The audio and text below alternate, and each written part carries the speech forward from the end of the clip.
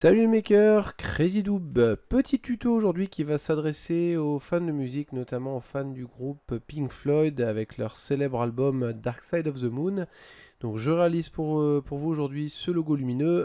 Bien évidemment, ça va s'adresser à tous les autres makers puisque cette technique pourra être déclinable pour réaliser n'importe quel autre logo lumineux.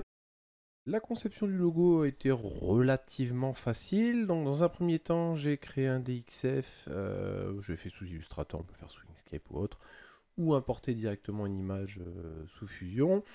Donc, j'ai refait le dessin que je souhaitais transformer en logo lumineux. Ensuite, autour de ça, je suis venu greffer les différents éléments. Hop, donc les petites gorges pour passer les filaments, etc.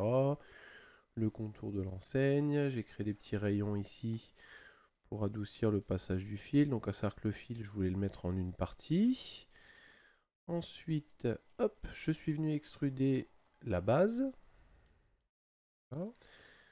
Ensuite, je suis venu extruder, hop, je vais pas y arriver, la partie qui va permettre d'acérer les filaments. Donc le premier étage, si je puis dire, c'est-à-dire que le triangle, je le voulais un petit peu plus haut.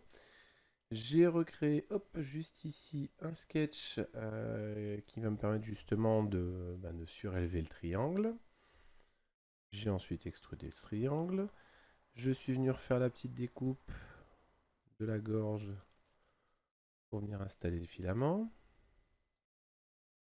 Ensuite, j'ai refait ici un sketch pour venir créer une petite gorge pour pouvoir raccorder le filament entre la partie basse et la partie haute. Donc je l'ai fait avec un léger radius pour éviter de forcer trop le câble. Hop.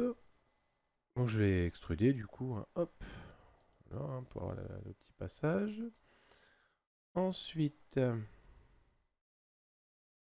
suis venu faire un petit sketch ici pour faire des petits trous pour passer les filaments et fils sur le côté. J'ai créé deux plans de coupe qui vont me permettre en fait de découper l'ensemble puisque je ne pouvais pas tout passer en une fois sur mon imprimante 3D.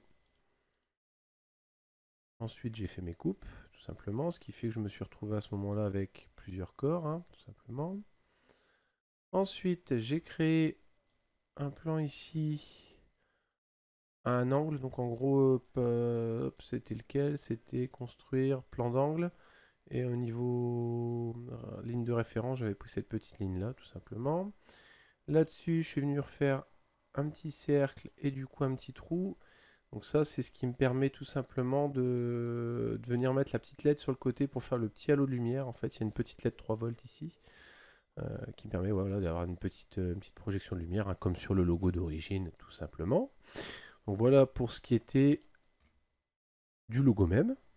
Ensuite, je suis passé à la boîte. Donc pour la petite boîte, j'ai refait le dessin. Donc j'ai intégré les petites griffes ici pour venir mettre les connecteurs de piles. J'ai créé le format du petit circuit imprimé d'origine. J'ai utilisé le même. En fait, je suis passé sur une pile un peu plus grosse parce que les deux piles LR6 d'origine étaient un peu trop faiblardes avec une trop faible autonomie pour la taille du logo. J'ai créé ici mes petits renforts ainsi que les petits trous pour venir fermer le boîtier. J'ai du coup, hop, pu extruder le contour. Ensuite, j'ai fait des petites lignes ici qui correspondent à la largeur de la pile. Ensuite, j'ai ressorti les petits ergots ici pour les connecteurs. J'ai extrudé le fond. J'ai ensuite pu créer un autre sketch ici qui me permet de faire un petit trou. Donc j'en ai fait deux, un petit trou de chaque côté. Alors je sais pas si on va bien les voir. Il y en a un ici, tout simplement. Voilà, c'est juste pour passer le fil. J'ai réduit un petit peu la hauteur ici pour venir insérer le couvercle. Ensuite, j'ai créé un nouveau body donc pour faire justement le fameux couvercle. Donc tout simplement la cape là. Là-dessus, je suis venu faire un sketch supplémentaire que j'ai extrudé pour enfin la partie qui rentre dans la partie basse. Ensuite, j'ai extrudé le trou du bouton. Je l'ai fait en 2 fois en fait parce que j'avais mal fait la manip, mais c'est pas très grave. Là-dessus, je suis venu faire un chanfrein. Ensuite, ces sketchs-là, je ne sais plus à quoi. Ah oui, si c'est les petits trous en fait. J'ai les petits trous qui apparaissent. Hop, on les voilà. Les petits trous pour visser le couvercle. J'ai fait des petits chanfreins dessus. Ensuite, j'ai fait un petit sketch sur le côté qui correspond au diamètre de la pile que j'ai extrudé aussi, tout simplement parce que le boîtier est vraiment le plus compact possible. Donc en gros, la pile, elle vient se loger un peu dans le couvercle.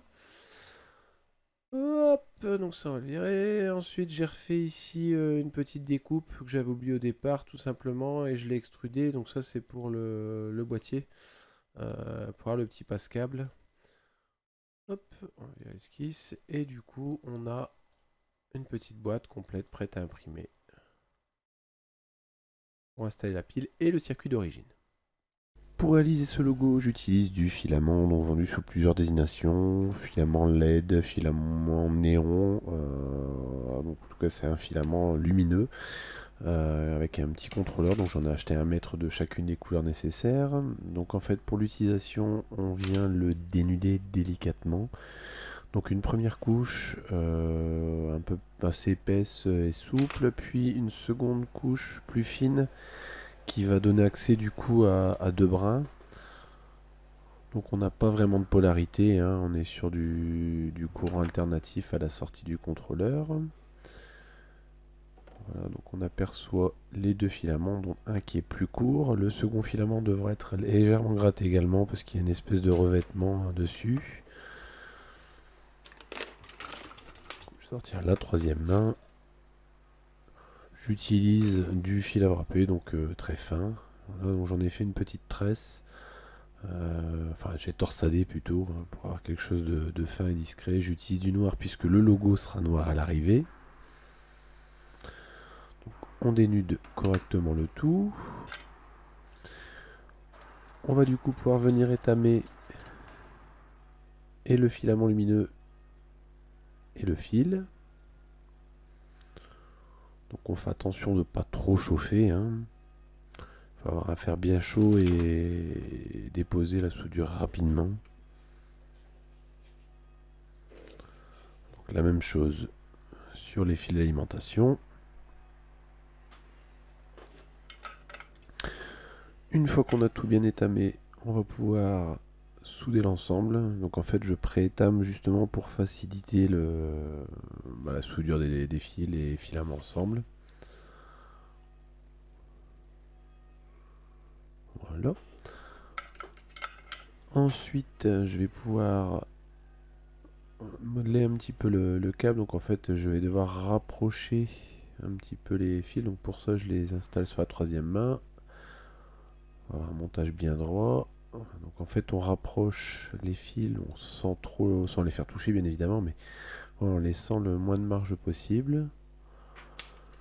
J'utilise de la cyano acrylate, hein, donc c'est pas de la super glue, hein, c'est une bonne cyano. Après on peut le faire autrement, mais c'est la façon la plus simple que j'ai trouvée. Et en fait c'est une cyano avec un accélérateur en spray qui me permet en fait de faire prendre la cyano instantanément et surtout de laisser du volume à la goutte de cyano que j'ai pu déposer. Voilà. Une petite goutte, c'est pas encore assez pris. Voilà, en fait ça fait vraiment une petite perle de colle très solide et qui va isoler les fils. Une fois que c'est fait, on vient retravailler à la lime et au cutter les gorges du logo et puis les petits trous de passage des fils.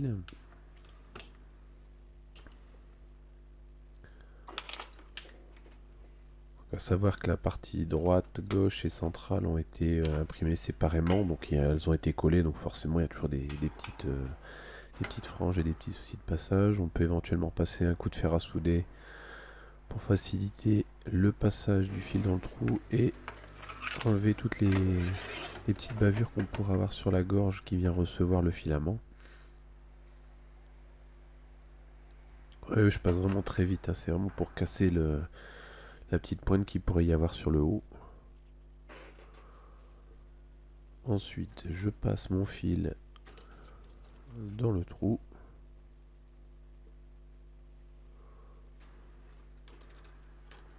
Je viens mettre en place le filament.